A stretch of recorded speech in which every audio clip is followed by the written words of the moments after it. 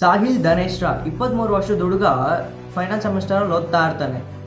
Next higher ಸ್ಟಡೀಸ್ಗೆ ಬೇರೆ ಕಂಟ್ರಿಗೆ ಹೋಗ್ಬೇಕು ಅಂತ ಅನ್ಕೊಂಡಿರ್ತಾನೆ. ಕಾರಲ್ಲಿ ಸ್ವಲ್ಪ ಜನ ಹುಡುಗರು ಡೆಲ್ಲಿ ಸೆಕ್ಟರ್ 11 ಫುಲ್ ಸ್ಪೀಡಾಗಿ ಹೋಗ್ತಾ ಇರ್ತಾರೆ, ಫುಲ್ ಫಾಸ್ಟಾಗಿ ಹೋಗ್ತಾ ಇರ್ತಾರೆ.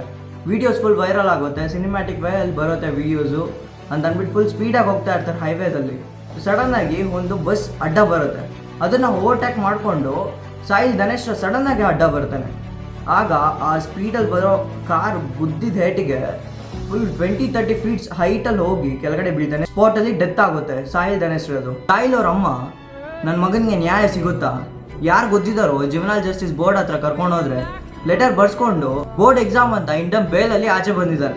ACP ಅವರು ಸಾಹಿಲ್ ಅವ್ರ ಅಮ್ಮಗೆ, ಮ್ಯಾಮ್ ನಾವು ಇನ್ವೆಸ್ಟಿಗೇಷನ್ ಕರೆಕ್ಟಾಗಿ ಮಾಡ್ತಾ ಇದ್ದೀರಿ, ನಮಗೂ ಮೊನ್ನೆ ಸಿಕ್ಕಿದೆ ಪೋಸ್ಟ್ ಮಾರ್ಟಮ್ ರಿಪೋರ್ಟು, ನಮ್ಮ ಕೆಲಸ ನಾವು ಮಾಡ್ತಾ ಇದ್ದೀರಿ, ಡೋಂಟ್ ವರಿ ಅನ್ನೋ ಮೀನಿಂಗಲ್ಲಿ ಮಾತಾಡಿದ್ದಾರೆ ACP ಅವರು. ಇವತ್ತು ಈ ಆಕ್ಸಿಡೆಂಟ್ ಬಗ್ಗೆ ಮಾತಾಡ್ತಾ ಕೂಡ ಒಂದು ಮಾತು ಹೇಳ್ತಾರೆ.